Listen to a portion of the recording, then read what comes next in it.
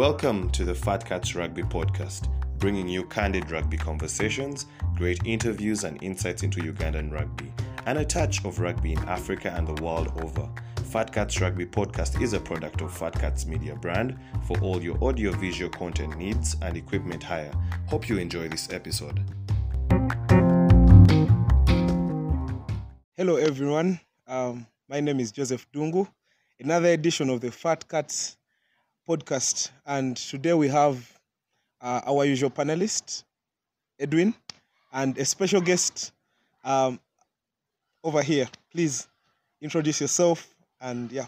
Hi guys, Ivan Magomu, Captain Rugby Cranes, Stanbic Black Pirates, and I'm honored to be on the Fat Cats alongside the two Fat Cats, as you can see. I'm happy to be here. Looking forward to the interesting podcast. Thank you very much. What an introduction by Ivan. We've always wanted to have you, just that you've always been a little busy and you had engagements. Welcome back from France. Thank you. Yeah, we were over there. Went to represent, went to try and, make it for the Rugby World Cup. We didn't hit our target, but I believe as a team we actually pushed beyond our weight, given the preps, given everything that happened. As you guys know, our preparations as the 15th wasn't really that nice. Went to play someone who had been in SA for 3 months or so. If you had watched their first game they had in SA and their last 2 games they had in Nairobi, you'd really see a very big difference. And I think that is why, we were run down in such a manner. But we pushed beyond our weight, like I said, going into Senegal and Cote d'Ivoire. These are now guys who are based in France. They also had good pre-seasons. They were used to the weather, to the food. And honestly, back home here, I'm sure guys didn't expect us to perform. The guys knew we were going to lose all the games and maybe get relegated. But the boys managed to hang in there and, pull off the crucial wins. Of course, the scores, won by a point, but that's Test rugby. A win is a win. And as you can see, we improved in rankings. A small team with a 5-year plan. I honestly believe the lessons we picked up from France are really vital. And if we can learn from these lessons, we shall have a good shot 2027. Thank you. What a summary of France. I see Edwin is looking at Magomu with a very sharp eye. Edwin, you have something to ask. Ask Magomu. Ask away. Chisano was here and he was telling us who was doing what in the dining room. They didn't say his name, I think, because as a rookie has to respect the captain. So, welcome back from France. I hope the lessons you've learned will help Ugandan rugby grow. We noticed the games were quite tight, especially the last 2 games, but you managed to sail through and come through with the win. So, congratulations on that. We hope that going into next year, the 15th team can give us a show that we want to see. We have not seen 15s in a while at home, so we pray for good health of the whole team and your ability to lead the team way further going into the new year when we start rugby 15s once again. All right. We are hosted by Fred and Winnie B&B, located in Chisasi. It's a homestay featuring 10 self-contained rooms. These are all private bedrooms consisting of 2 deluxe doubles, 3 standard doubles, 1 deluxe twin, and 2 standard twin bedrooms. The units come with a fully equipped kitchen, power backup system, Wi-Fi, laundry services, and a chef to cater for all your meals. Guests at Fred and Winnie B&B enjoy a sumptuous buffet breakfast with a choice of selected tropical fruits and juices. Pick up and drop off to and from the Entebbe International Airport, as well as local transportation for getting around. All for up-country trips can be arranged if booked in advance. For bookings, please call 0752 693 369. Please call 0752 693 369. Well, gents, we had the Wakiso Sevens. Rugby is officially back. I think we've all gotten a hang of it. I'll start with Edwin. What was your experience? Wow, Kings Park can organize a ball, I must say. Kudos to the guys at Rugby Chill for what they have done and the organization from the union. I think it was a very well organized tournament. When it came to aspects of time management, I remember on day one I reached a little bit late. I reached like at 3, and shockingly I only had like roughly 4 games to watch, and before the Springboks game most of the action was complete. So that was kudos to the time management people on that. When it comes to the rugby, I'll speak majorly about day 2. Day 2, it was good seeing the women's play, seeing the guys play as well. There was plenty of action off and on the field. It was amazing to see the growth our rugby has, considering some teams don't have key players in their squads. I think it shows that the issue of depth of Ugandan rugby is being addressed by clubs at their respective levels. So it goes down to show that, one, the women's team, ahead of their games they'll have, I think I'm told they have some games later on there, they are putting up a solid show. We have the men's team as well. They put up a solid final, and we had the boys of Makerere Arrogance reaching the final, but they were not arrogant enough to win the game. So it was a good show. We had our MVPs, that was Aaron Tukey and Peace Lekeru. I think that was very good that they were recognized by the sponsor and the union. So I think better things are coming in Entebbe. Better things are gone. Yeah. Anyway, allow me congratulate the captain of the Black Pirates, the Stanbic Black Pirates, Ivan Magomu. What, from a captain's point of view, what did the Wakiso Sevens have for you? Like Edwin has spoken, said about the depth of players. It has always been an issue, but as Pirates, we've tried to address such an issue. It comes, from, and you have to give kudos to the management, to everyone who is doing such a great job, at Pirates. We have 5 players away, 5 starters away with the national team down in Chile. But, we went ahead to show you guys that, even if we don't have our stars in the team, we can still, pull through the young players and they can deliver. The likes of Sydney Gongojo turned up. We have Arnold Atukunda, nicknamed now Safe Border, running ragged. We have youngsters like Jones Kamiza coming through the ranks. So it really shows the depth we have as a club, as Pirates. And if you look at our young boys, the Sailors, they're also doing really well. You can notice 1 or 2 guys in the feeder team doing wonders. So yeah, we're happy as Pirates. No one expected us, I think, to go that far. It was a bit of, rough on us.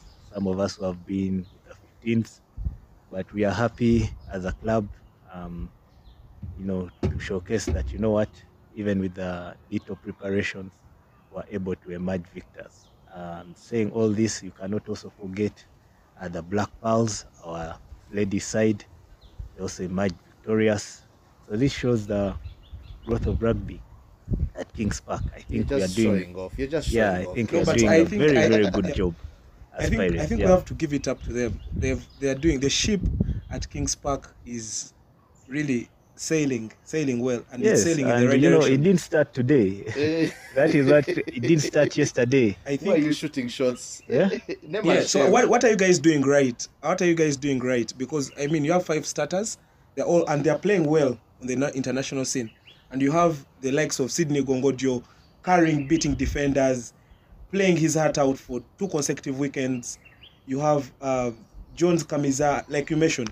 What are you guys doing right? Yeah, you just have to trust the process. You get the young boys, bring them through the process. They have to be patient, and you make them, understand that your time will come. This is the culture we've been setting. Of course, you're talking to someone who's experienced. I've been at the helm of Pirates ever since I was a young boy.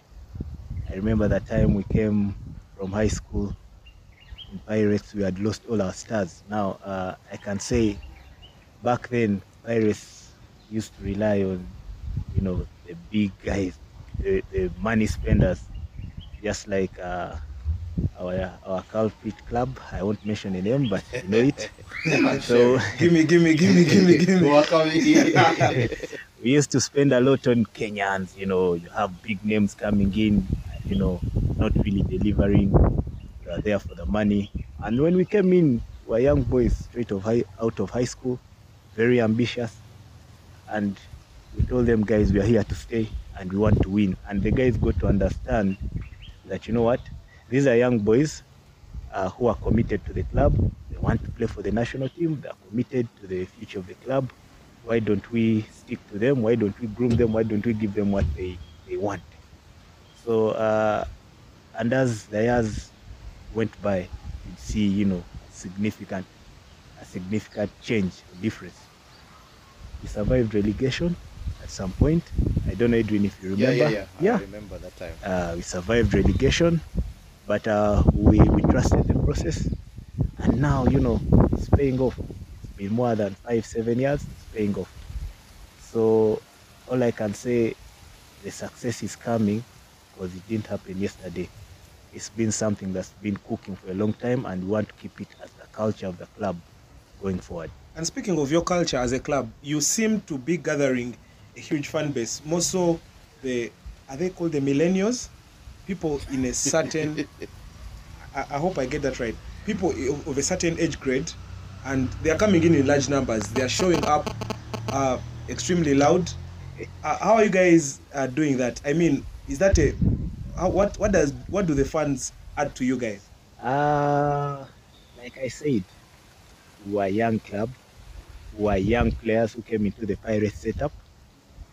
Back then, of course, the big two, Heathens and Cobs, had their generation. They're the top guys back then.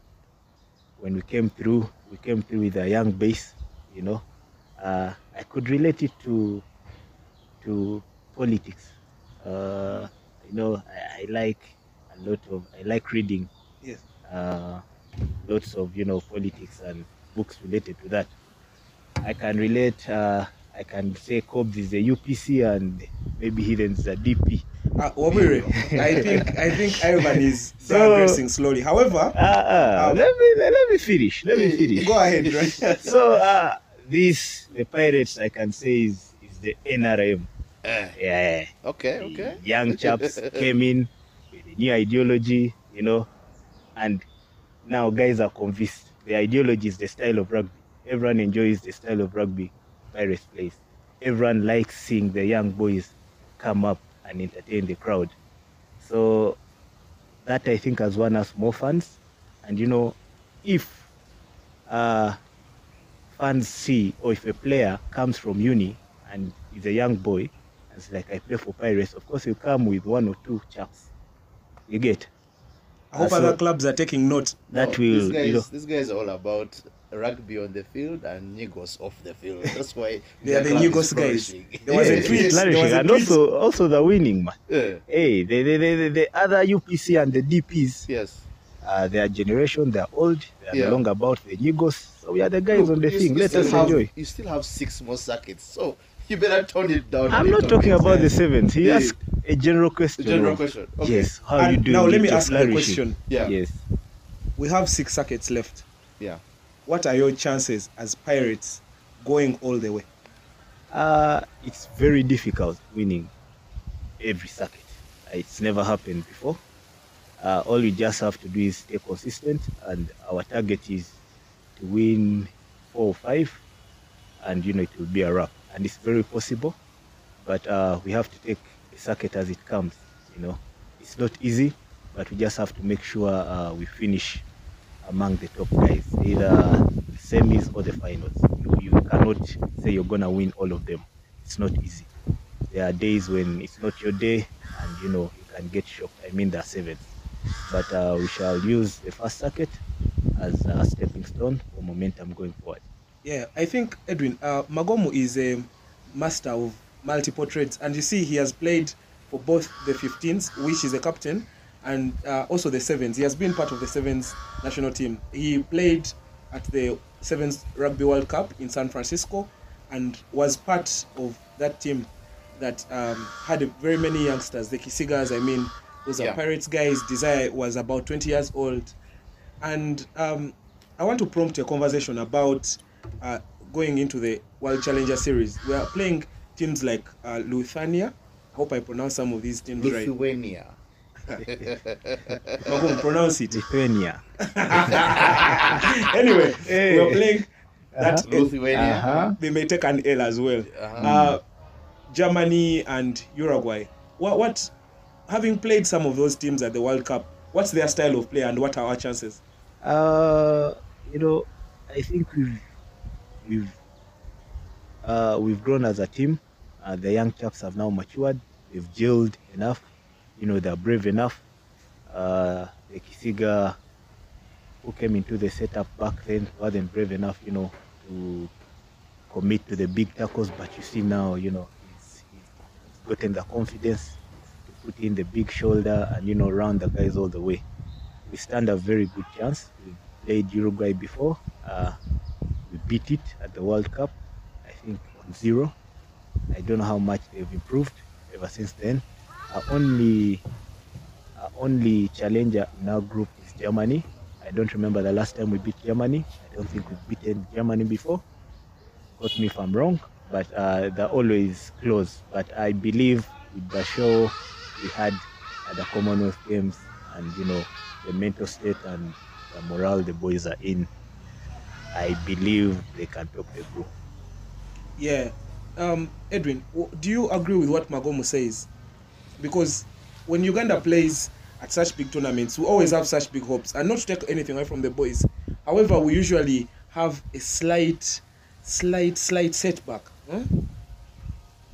Look, when we started the revolution of sevens in Uganda, it took a lot of time. It took a point where we had to have maybe key games in the 15s affected by players going abroad in camp, going for circuits, and maybe rugby Africa sevens. So our growth in the sevens game has really come from far. This week I took time off to watch the previous tournaments we have been in, the HSBC Invitational series where we would appear once in a while, the old qualifiers, then the Rugby Africa Sevens, then you'd also look at, I think most recently, was it 2020? 2021, I think, the Solidarity Sevens Cup, where in South Africa, where we were hosted, and we played against Zimbabwe, Kenya, and South Africa.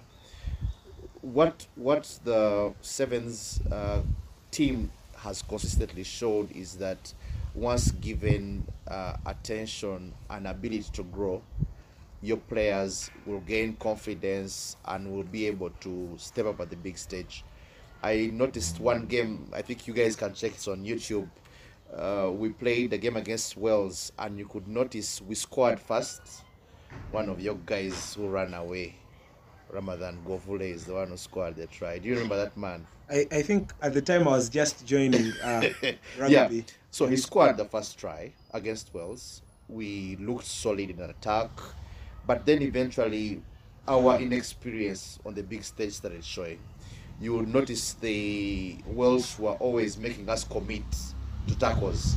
So you would have a 2-on-2, but then it suddenly turns onto a 2-on-1. You see what I mean?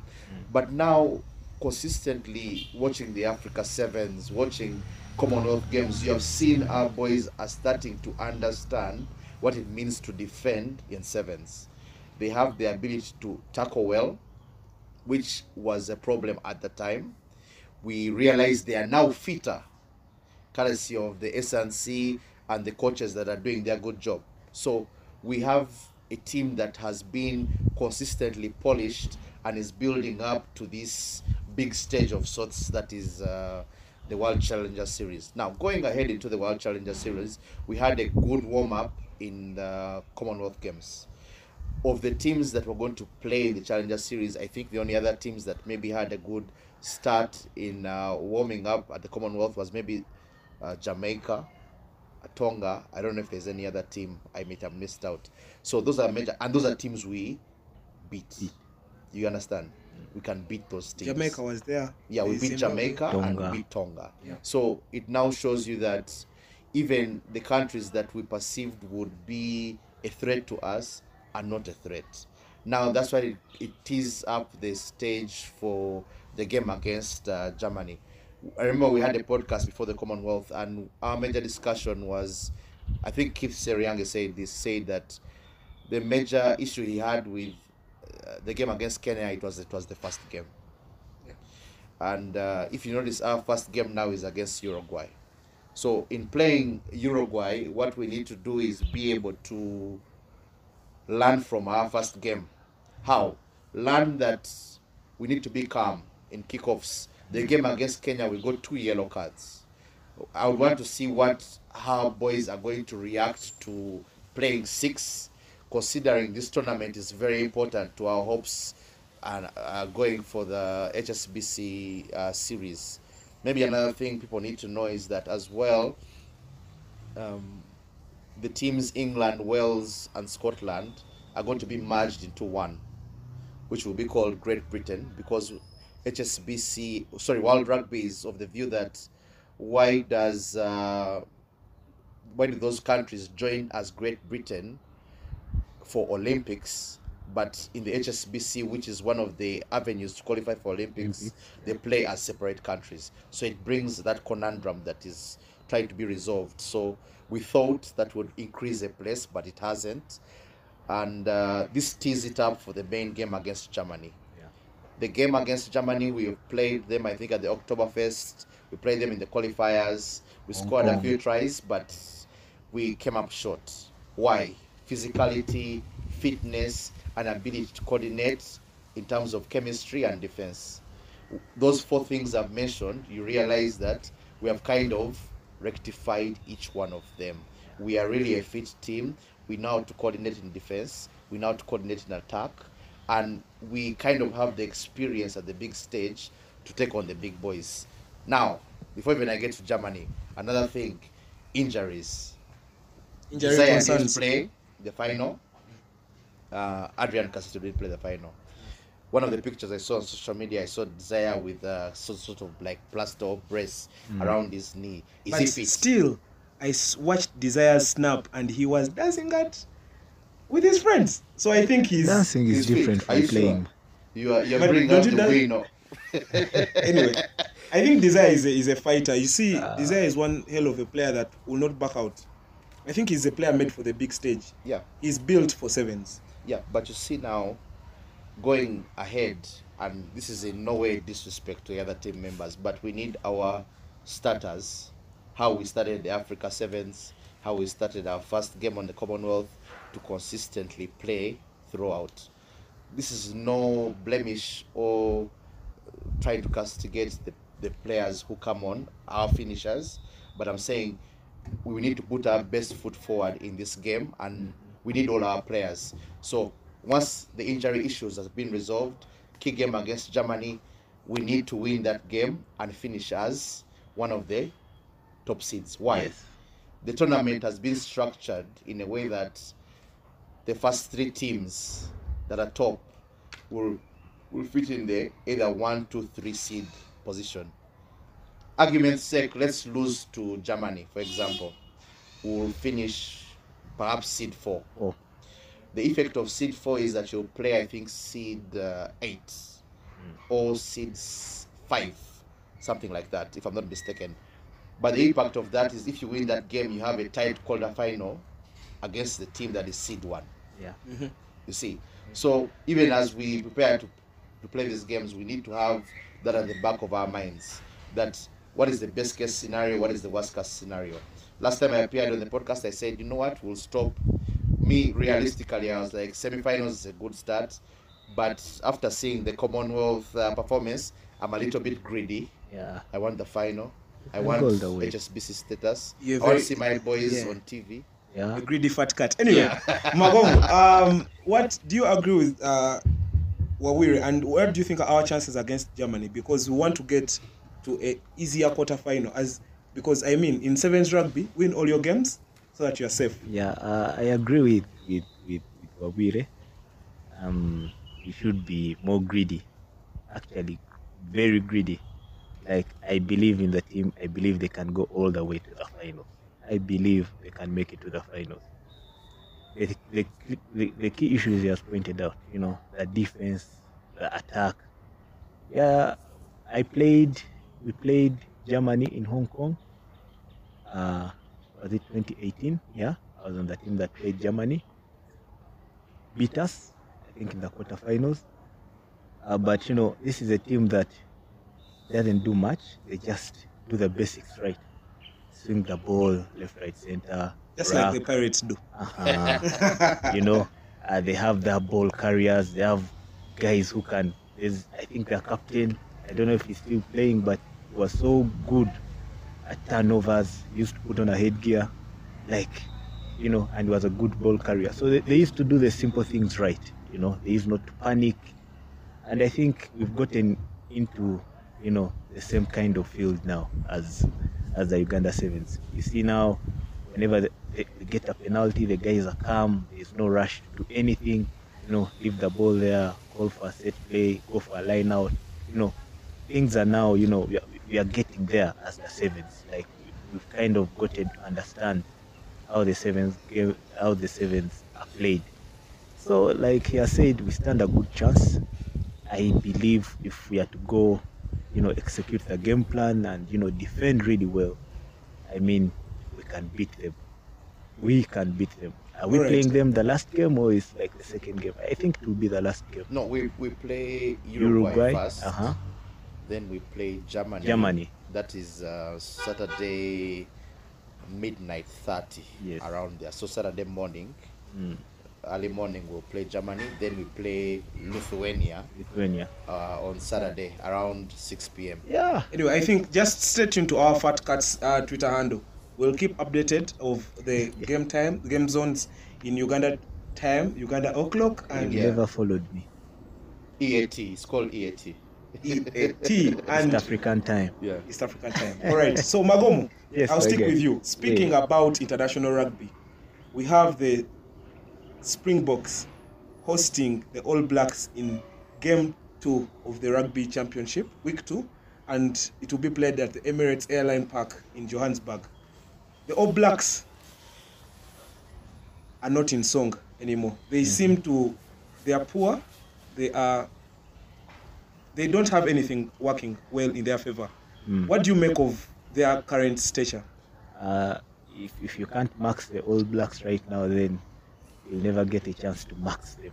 Like guys were mentioning on Saturday, if you cannot beat Cobs at this current stature, then you'll never beat them. And guys kept mentioning that when Cobs was playing Walukuva, and the likes of Impis, playing against Cobs. Everyone was like, if you cannot beat Cobs at their current state, then I don't think I agree with.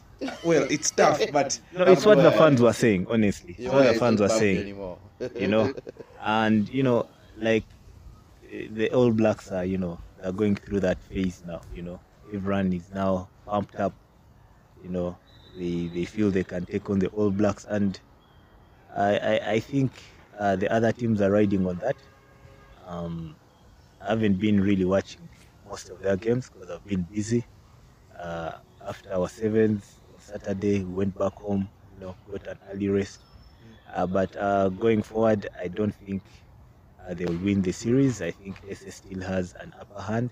They may win a game, just to make the series interesting. 1-1, so they go for the decider. But I don't think much in it. And I think if they come across the likes of Australia and England, I see them losing. Maybe the only team they'll beat along the way is maybe Argentina, but it won't come easy either. Yeah. Wawiri, do you have any contradicting thoughts from those of Ivan? Well, the New Zealand coach said their performance was better as opposed to the game against Ireland. So, I mean, from a coach's perspective, is of the view that they managed to lock the channels for the Springboks to an attack. But you could argue that Springboks and the Irish play a different style of rugby. The Irish rather run at you, and the Springboks run into you. Yeah. You see that's a big difference. So the Springboks are physically imposing, and when New Zealand cannot manage the collisions, they kind of have it rough. They will always have the back foot in defense. So I think that's why you'd realize. We'll check the stats, but I would presume New Zealand still had more line breaks because it's the kind of game they play. But Springboks always, whenever they win a game, they are not expected to win, or one they expect to win. It is because of one thing: they assert physical dominance over the opposition to the point that as you come with your set game plan, you have no other option but to either withstand the pressure that comes with the constant attack, the constant turnovers, the constant ability to field the ball at all times. And maybe what's key for South Africa going into this game is that Big Daddy Thor Vermeulen is back. He's a warlord in the lineouts, a warlord at the breakdown, and warlord in carrying and tackling. So, I mean, when you look on the other side of New Zealand, you would usually expect a Kieran Reid to be on the other side, but it looks quite easy for the Springboks this time. I would honestly want to see a better show from New Zealand. I would want to have something bigger, because the problem with Springboks is this: whenever the Springboks play New Zealand, they'll come and be tactically good, play everything well, they'll get an Australia, they'll just lose the game. Well, those are the gents' thoughts about international rugby, and personally, I'll remain conservative. I think this is a big game, and it can go either way. Yeah. You're being too humble for nothing. All right. Hello to our viewers. We have one of our panelists joining us. Introduce yourself, sir. He's known. He's known. Anyway, this is Bruno. He's one of our consistent panelists. And this weekend, we have the Entebbe Sevens. We're supposed to be hosted in Mbale. However, due to the natural disasters, we did not, the rugby union, did not deem it fit for the Sevens to continue in Mbale. So they requested that Entebbe hosts them, and they'll go ahead as planned. So just to prompt the discussion, the groups are three. Group A has Pirates, who won the Wakiso Sevens, Heathens, Warriors, and Box, who are a feeder side to Cobs. Group B has Impis, who are in the final at the Wakiso Sevens, the Buffaloes, who knocked out Cobs in the quarter-final at the Wakiso Sevens. It has the Cobs and Mongers, the hosts. Interesting one. Group C, the Rams, the Hippos from Ginger, Walukuba Rugby from Mbale. Which beat Cobs, and were supposed to actually be the hosts. So it will be an interesting one. Also, Rhinos. I think, has Rhinos been relegated? Oh, it's Warriors. Well, you're teeing me up to give an answer. I'm not going to answer. Well, we also have Rhinos in that group. Edwin, what do you make of the group? Okay, correction. Walukuba is from Ginger. Yes. Oh, Yes. yes. And it's good to see you've mentioned too much about Cubs. Are your players going to play? Your guys. Yes, yeah.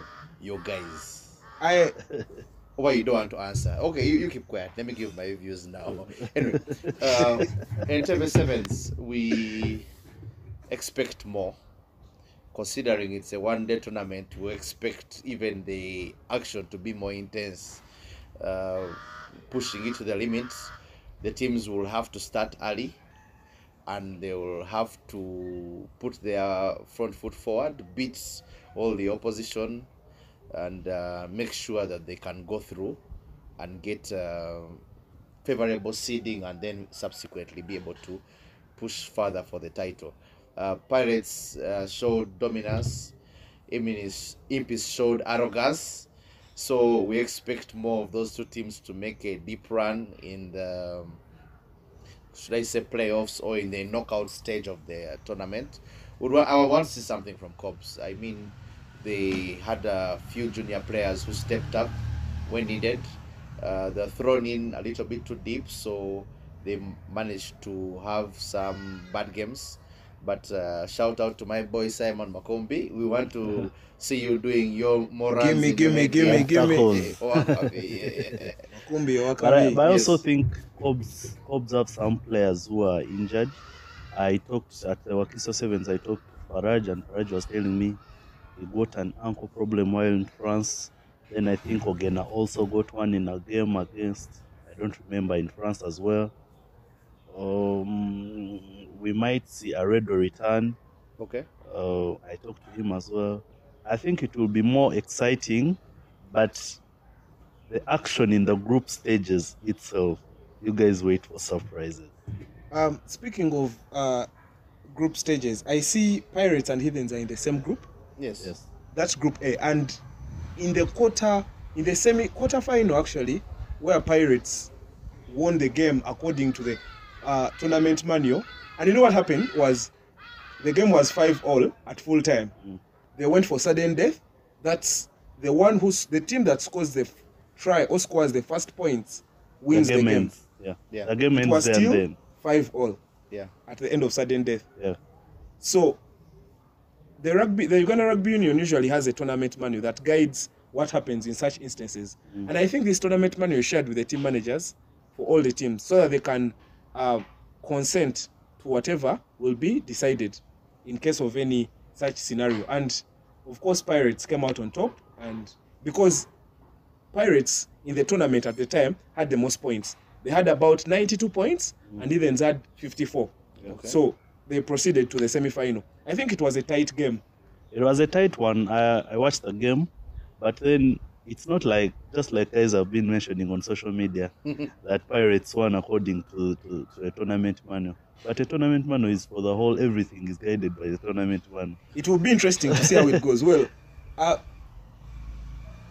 Timothy Luyirika shared some beautiful insights about the Entebbe Sevens. He said that they were last hosted in 2013, and Heathens overcame Buffaloes in the final. Okay. That He was in went ahead. 2013. Yeah, sure. He went ahead to say that Philip Okorach, Alfred Bijik, Pius Ogena were all still part of the Buffaloes fold. Wow. Okay. Where is Bijik now? Bichik is running his legs, I think, in Wales. Not really sure. And Philip is in France. Philip But is in in France. Chile right now. And Yeah, they- yes. by then, they were still in Buffaloes. Yeah, right? the three Yeah. guys were still in Buffaloes. Philip was the MVP of the final game after pocketing Michael Okorach.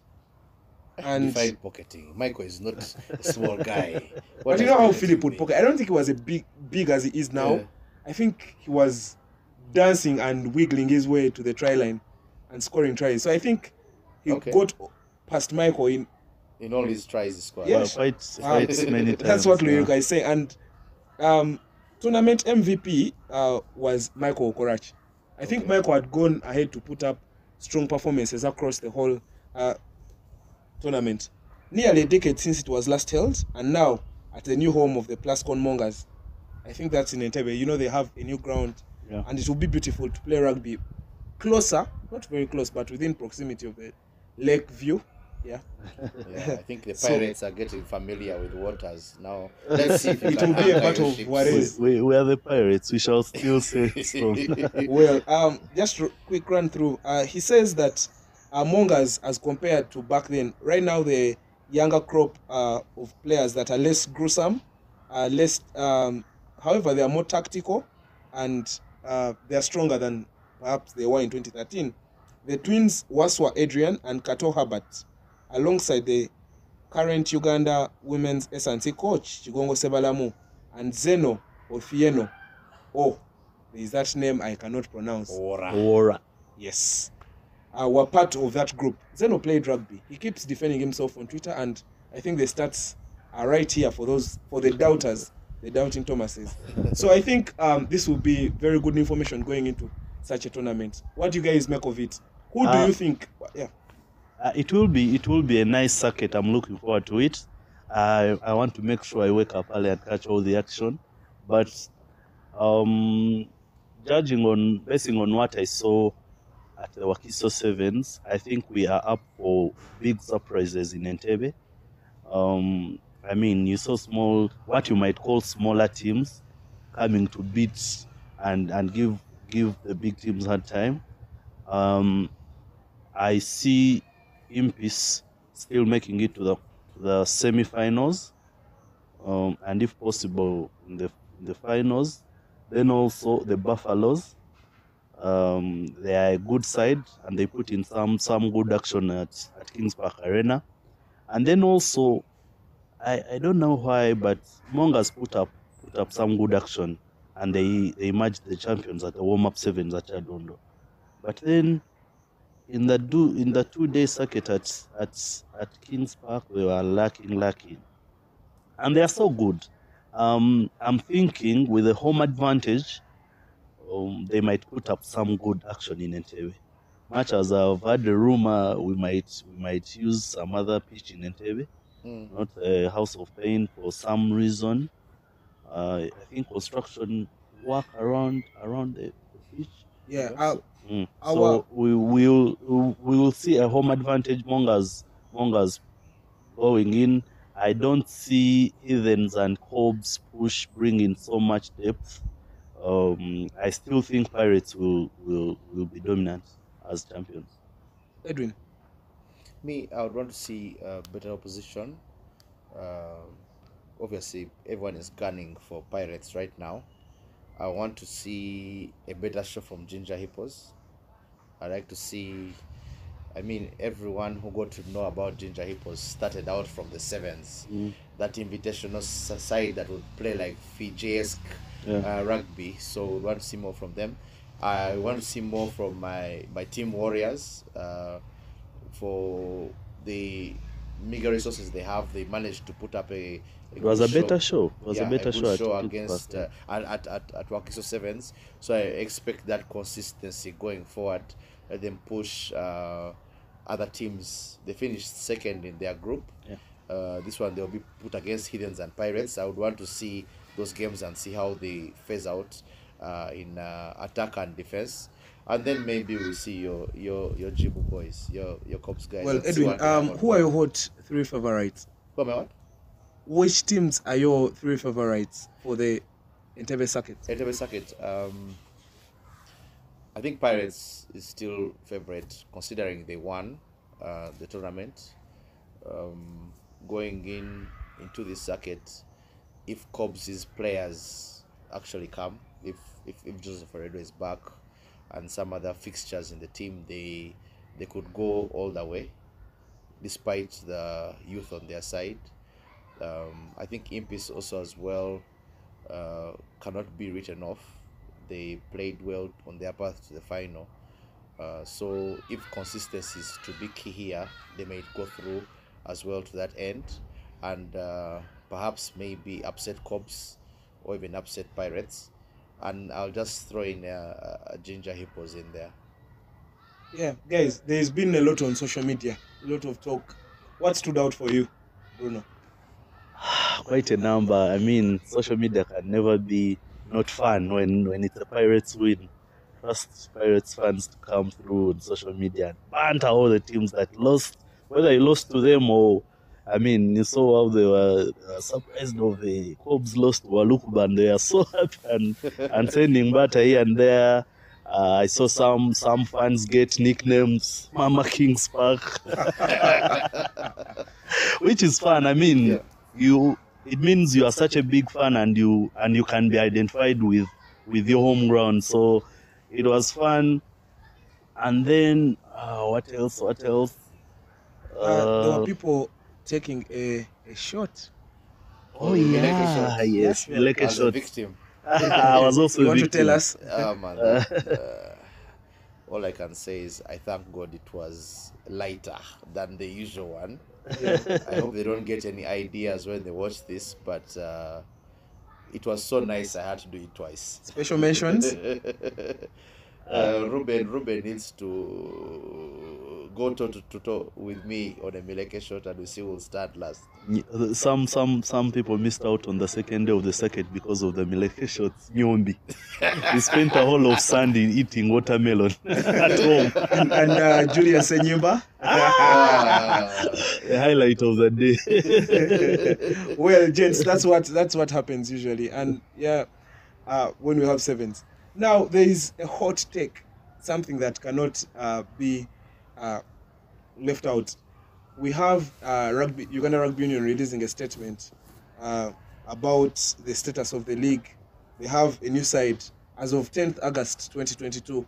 They have a new side promoted to the main division, and that's Walukuba Barbarians. Edwin. Oh man, how many breaks does the union need? Because man, they're moving from crisis to crisis to crisis to crisis. I mean, that was bad. That was really, really bad. Why was it bad? You see, there was a space we had on Twitter, and the president came out and clearly said that Box is a feeder side. If Box goes through, it will have to give way to the side that finishes second. Yes. And we all assumed that was the position. Right. Fast forward to the time of the tournament, what happens is that Chambogo is scheduled to play the game, and for whatever reason, you guys know better, Box is reinstated in that game. They beat up on the team they played against, and then they go ahead and win the final.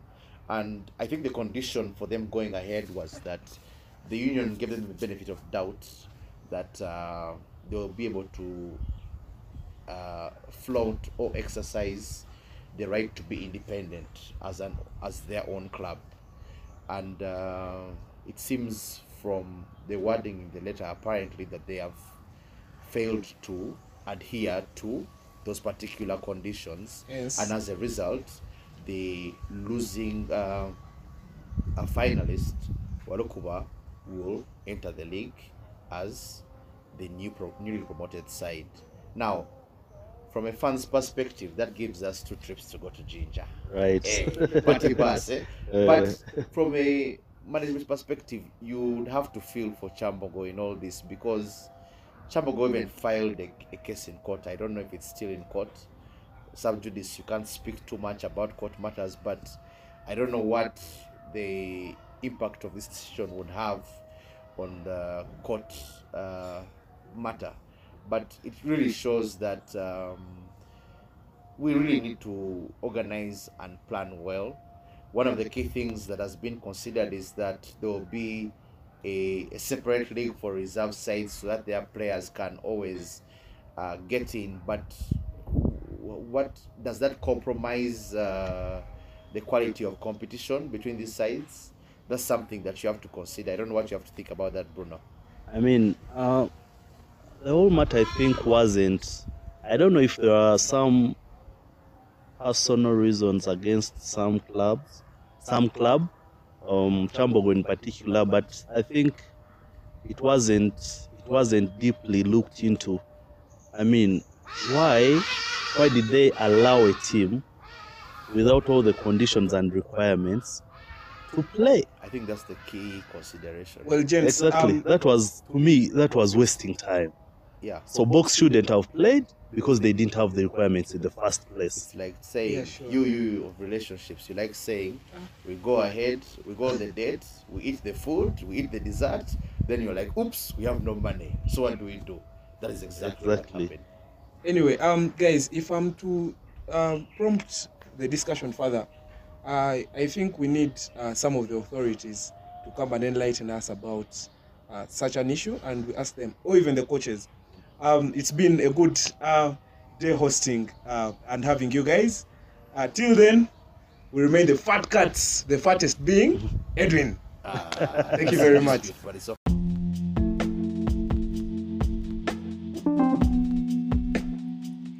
Thanks for listening in. Share with us your thoughts from today's episode, and don't forget to follow us on Facebook, Instagram, Twitter, and subscribe to our YouTube channel.